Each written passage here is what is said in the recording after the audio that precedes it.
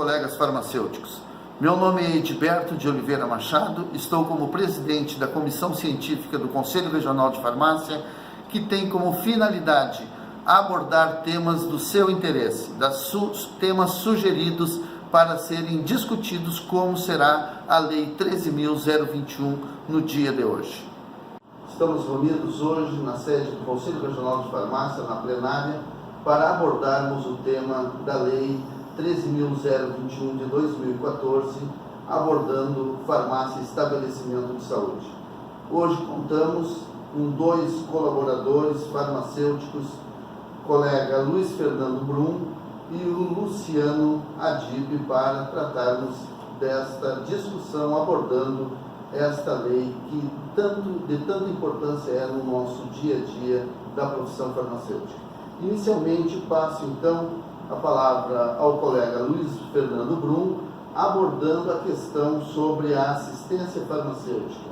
O que aborda a lei referente à assistência farmacêutica? Bem, nós temos que entender que a 13.021 traz um novo conceito para o estabelecimento chamado farmácia. É um estabelecimento de saúde. Então, a assistência farmacêutica, neste novo conceito, são ações e procedimentos que esse profissional farmacêutico tem que tomar para que consiga atingir o objetivo da lei. Qual é? Assistência plena à saúde do beneficiário, do nosso usuário desse serviço. Dando continuidade, também contamos com a presença então do Luciano Adib. O Luciano vai nos responder o que é necessário então para o funcionamento da farmácia conforme a Lei 13.021. Primeiramente, tem que ter o farmacêutico para todo horário de funcionamento da empresa. Então, o farmacêutico é fundamental, não precisa ser um só, precisa ser no mínimo um. Todas as drogarias, farmácias hospitalares têm que ter todo horário de funcionamento a presença do profissional farmacêutico. E também tem que estar adequado às normas da NDC 50, que fala da parte do aspecto estrutural físico. Então tem que estar adequado também às normas da vigilância sanitária. Aproveitando ainda, Luciano, qual a diferença entre farmácia comercial e farmácia hospitalar dentro deste contexto da 13.021? Então, a farmácia comercial, ela atende o público em geral. A farmácia hospitalar só pode ter a dispensação do medicamento para os usuários internos. Então é importante deixar bem claro isso, porque tem muitos hospitais que querem fazer venda ao público em geral. E não pode, só pode atender ao público que está internado, que está ali, enfermo, dentro do hospital. Com relação à assistência farmacêutica em tempo integral, há alguma diferença da farmácia comercial para o hospitalar?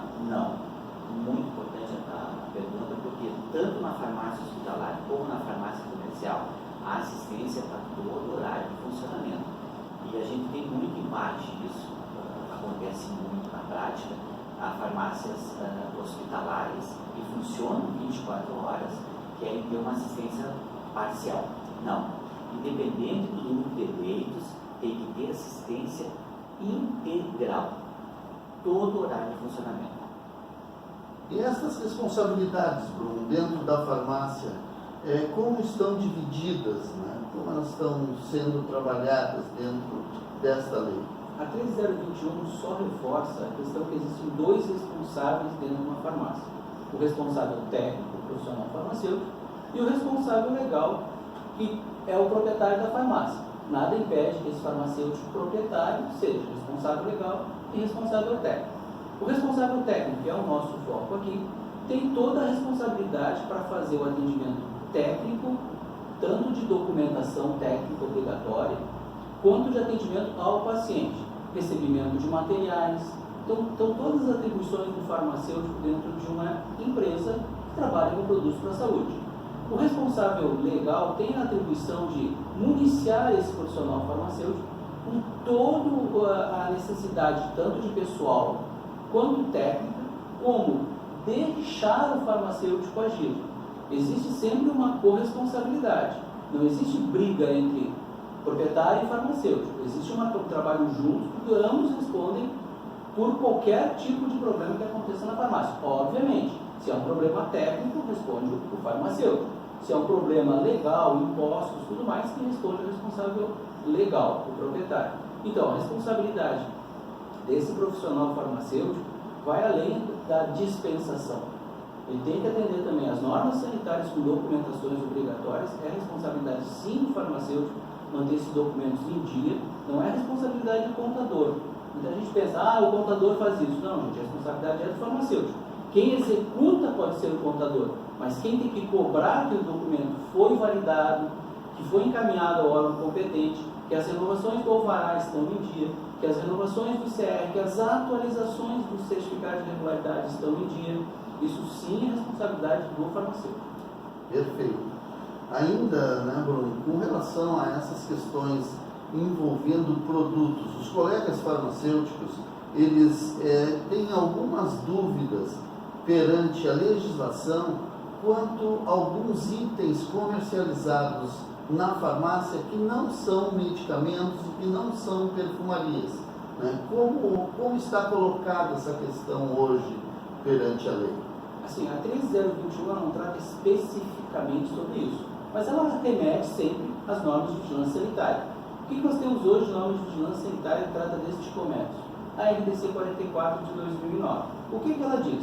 Na farmácia, resumidamente, pode vender tudo que tenha registro do Ministério da Saúde ou que tenha registro de isenção de registro. Pode ser uma redundância, mas é isso mesmo. A farmácia só pode trabalhar com produtos com registro no MS ou com isenção de registro no MS. O que acontece, que muitas vezes confunde a cabeça dos profissionais farmacêuticos, é que algumas lojas vendem outras coisas que parecem não estar associadas à Lei 3.021, Serviço de Saúde. Mas nós temos que entender que no Brasil existe muito recurso no sistema judiciário e essas empresas buscam no judiciário uma condição diferente do que a RDC 44 nos traz. No Rio Grande do Sul, a cobrança é sempre pela legislação, ou seja, produtos com registro no MS, ok, pode vender qualquer produto que tenha registro no MS, ou que tenha isenção de registro no MS. Acontece muito com suplementos alimentares. Muito bem. E com relação ao farmacêutico, Luciano? O Luciano trabalha com fiscalização já há muitos anos dentro do Conselho e sempre surge aquela questão, né, no que diz respeito à presença do farmacêutico.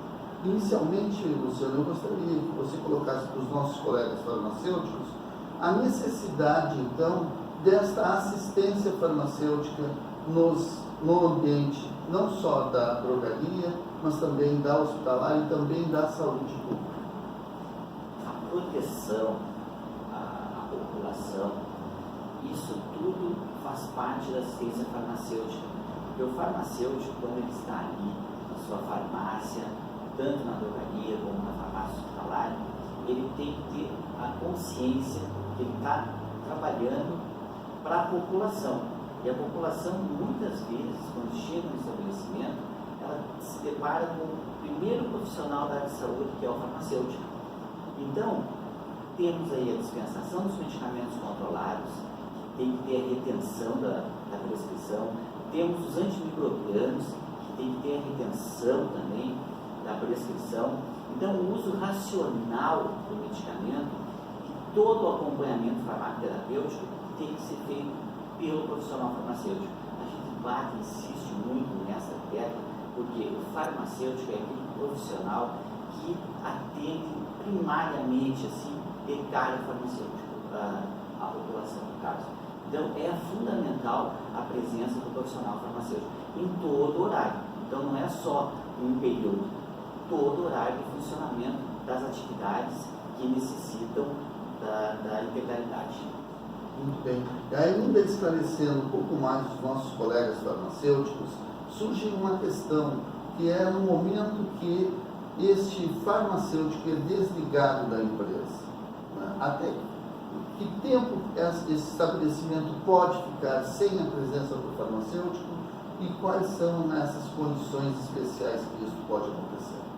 Então, a Lei 13.021, no artigo 12, ela contempla isso.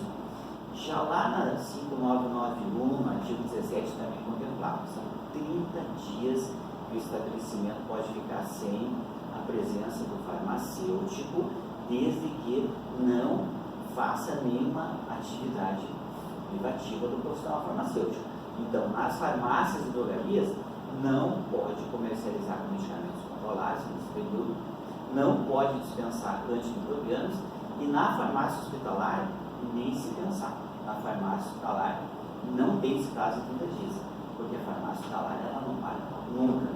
Então, é importante deixar bem claro que na manipulação também tem que parar com as atividades do laboratório de manipulação.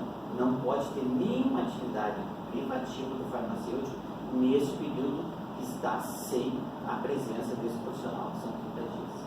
Complementando a resposta do Luciano, que foi muito pertinente, nós temos que prestar atenção também na questão de serviços.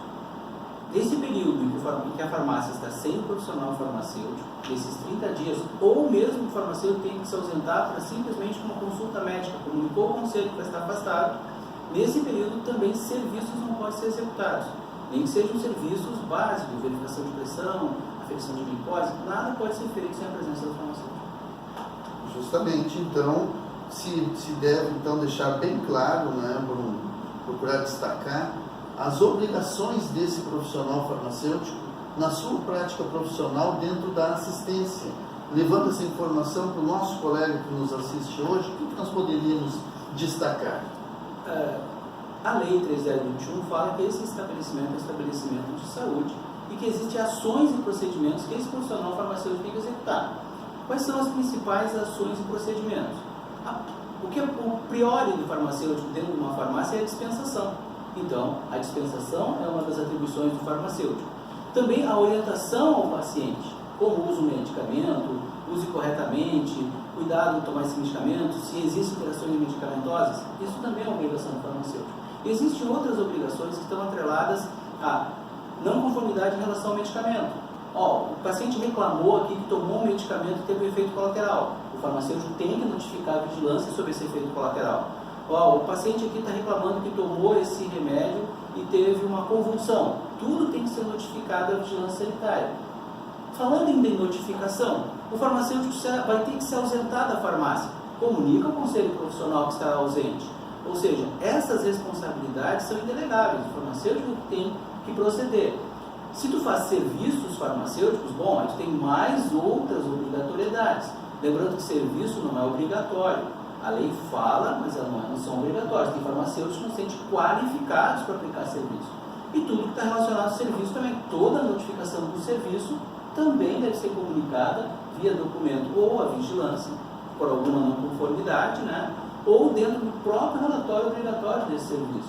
Ou seja, esse farmacêutico tem as mesmas atribuições que todo um profissional técnico tem, desde controle de documentação até controle de não conformidades.